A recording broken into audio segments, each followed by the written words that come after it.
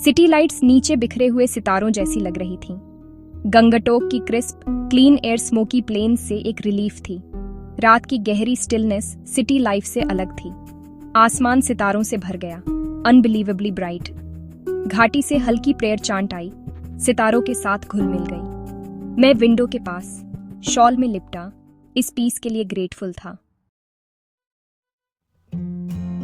गंगटोक में सुबह धीरे से शुरू हुई, सिटी क्लैमर के साथ नहीं बल्कि पर्पसफुल मूवमेंट के साथ। यहाँ के लोग क्वाइट डिटर्मिनेशन के साथ काम करते हैं।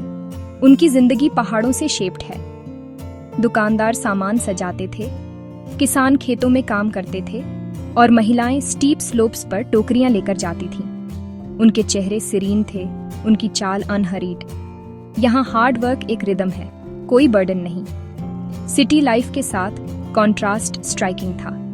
यहाँ लोग जीने के लिए काम करते हैं, काम करने के लिए नहीं जीते। वार्म स्माइल्स और नेबरली चैट्स ने कम्युनिटी की एक मजबूत भावना दिखाई। सिक्किम की असली सुंदरता उसके लोगों में है, उनकी रेजिलियंस, डिग्निटी और नेचर के साथ हार्मनी।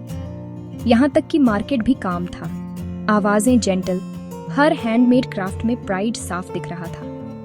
मैंने एक वोवन बैग खरीदा। सेलर की जेन्युइन स्माइल ने उस छोटे से ट्रांजैक्शन को मीनिंगफुल बना दिया। ये कनेक्शंस, चाहे कितने भी ब्रीफ हों, पहाड़ों का दिल थे। सिक्किम में पीस और पर्पस रोजमर्रा की जिंदगी में बुने हुए हैं। यहाँ की हार्ड वर्किंग स्पिरिट उतनी ही इंस्पायरिंग है जितनी की लैंडस्केप खुद। जैसे ही मैं गंगटोक में घूमा, हर जगह प्रेयर फ्लैग्स फहरा रही थीं। ब्रिजेस पर, रूफटॉप्स पर, पेड़ों से बंधी हुई। हर रंग एक एलिमेंट का सिंबल था और हवा शांति और करुणा के लिए उनकी प्रार्थनाओं को ले जा रही थी। मैंने एक बुजुर्ग महिला को प्रेयर व्हील घुमाते देखा। उनकी साइलेंट प्रेयर अंदर के मंत्रों के साथ मिल रही थी। हर घुमाव के साथ प्रार्थनाएं ब्रह्मांड में भेजी जा रही थी। एक सिंपल एक्ट, गहरा स्पिरिचुअल। ये ट्रेडिशंस फेथ को रोजमर्रा की जिंदगी में बुनते थे, चुपचाप और लगातार। झंडों के वाइब्रेंट कलर्स और भील की सॉफ्ट क्रीक ने एक स्पिरिचुअल एटमॉस्फेयर बनाया। यहाँ तक कि फेडेड फ्लैग्स का भी मतलब था। उनकी प्रार्थनाएं दूर चली गईं, नई आशा में टांगी गईं। रिन्यूअल का यह साइकिल एक ब्यूटीफुल फिलॉसफी थी। यहाँ स्पिरिचुअलिटी मंदिरों तक सीमित नहीं थी, ये लैंडस्केप का हिस्सा थी। सिक्किम के लोगों की जेंटल फेथ ने मुझे बहुत छुआ। उनके रिचुअल्स में मैंने एक रिमाइंडर पाया कि फेडिंग में भी ब्यूटी और पर्पस होता है। युमथांग घाटी तक का रास्ता एक एडवेंचर था। हमारी जीप और ऊपर चढ़ती गई लैंडस्केप हरे भरे पहाड़ों से रॉकी टेरेन में बदलता गया। घने पाइन के जंगल जो मिस्ट में ढके हुए थे, हर मोड़ पर ब्रेथ टेकिंग विस्टास में बदल गए। सफ़ेद प्रेयर फ्लैग्स की लड़ियां हवा में फहरा रही थीं, उन लोगों को श्रद्धांजलि जो गुजर चुके थे। उनकी मौजूदगी दुखद और आशावान दोनों थी, ह्यूमन स्पिरिट का एक टेस्टामेंट। यह जर्नी ऐसा महसूस हुई जैसे अलग अलग दुनियाओं से गुजर रहे हों। एक पल में फॉग, अगले ही पल एक वाटरफॉल दिख जाता। नेचर हाइड एंड सीक खेल रही थी, अपनी वंडर्स को फ्लैशेस में दिखा रही थी। हम अक्सर रुकते थे, अनटेम्ड ब्यूटी और वाटरफॉल्स के संगीत से ऑड होकर। सड़क संकरी और खतरनाक थी, लेकिन हमारे ड्राइवर जितेन ने इसे काल्म एक्सपर्टीज के साथ नेविगेट किया। उसने कहानियां और लेजेंड साझा किए, हिमालयस की स्पिरिट को उजागर करते हुए। उसकी आंखों से लैंडस्केप इतिहास और अर्थ से जीवित हो उठा।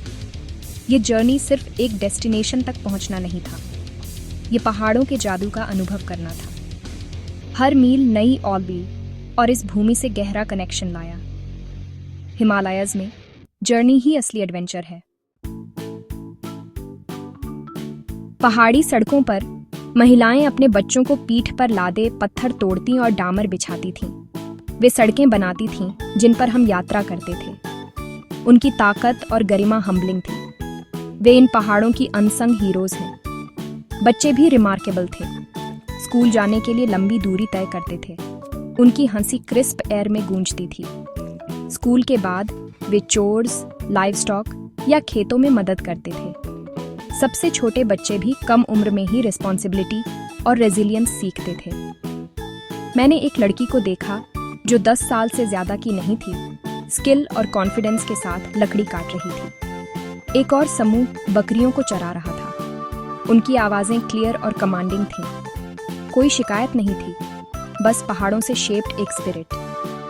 यहाँ बच्चे परिवार के सर्वाइवल के लिए वाइटल हैं, प्रैक्टिकल स्किल्स और नेचर के लिए रिस्पेक्ट सीखते हैं। उनकी ब्राइट आइज अनुभव की उस रिचनेस की बात करती थीं जो सिटी चिल्ड्रन शायद ही कभी जानते हैं। सिक्किम की महिलाओं और बच्चों की ताकत और स्पिरिट उन चोटियों जितनी ही इंस्पायरिंग है। उनकी जिंदगी रेजिलियंस और सिंप्लिसिटी की सुंदरता में एक लेसन है। जैसे ही हम ऊंचाई से नीचे उतरे, सामने हरे भरे चाय के बागान बिछे थे। हरियाली की चादर, रंग बिरंगे कपड़ों में महिलाएं और हवा में ताजी चाय पत्तियों की खुशबू। महिलाएं बोखू पहनकर बड़ी नजाकत से पत्तियां चुनती, मानो बगिया में तितलियां हों। उनका काम नाजुक और हुनरमंद था, सिर्फ सबसे कोमल पत्तियां चुनी जाती। ये दृश्य रंगों और जीवन का सुंदर ताना बाना था।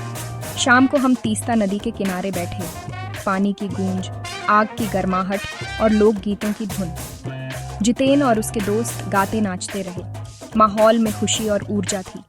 तारे आसमान में चमक रहे थे, शहर की रोशनी से दूर और भी पास। नदी की आवाज, संगीत और तारों से भरा आसमान, ये सब मिलकर एक जादुई एहसास दे रहे थे। ये पल सिखाता है कि सबसे गहरे अनुभव अक्सर साधारण चीजों में छुपे होते हैं। अच्छी संगत, एक गीत और प्रकृति की खूबसूरती, ये याद हमेशा मेरे साथ रहेगी। मेरी सबसे बड़ी उम्मीद थी बर्फ देखना, लेकिन निचले इलाकों में अब बर्फ कम होती है प्रदूषण के कारण। जितेन ने काताओ का सुझाव दिया, एक अनछुई जगह जहां बर्फ लगभग तय है। परमिट लेकर हम निकल पड़े, रोमांच से भरे। काताओ तक का सफर कठिन था, लेकिन वहां पहुंचकर चारों तरफ बर्फ की मोटी बेदाग चादर थी। ताजा बर्फ में चलना, ठंडी हवा में सांस लेना, एक अनोखा अनुभव था। वहां की सफेदी, मौन और सुकून ने मन को छू लिया। प्रकृति की इस भव्यता के सामने अपनी चिंताएं छोटी लगने लगी। मैंने सोचा, ये नाजुक इकोसिस्टम कितना अनमोल है और इसे बचाना कितना जरूरी। काताओ की खूबसूरती सिर्फ देखने की चीज नहीं, बल्कि एक संदेश है। हमें अपने प्राकृतिक संसार की रक्षा करनी होगी। वहां खड़े होकर मैंने प्रकृति के प्रति गहरी विनम्रता महसूस की। काताओ की चीन सीमा के करीब होने का एहसास हर कदम पर था। सैन्य काफिले, चेक पोस्ट और दूर दूर तक तैनात जवान।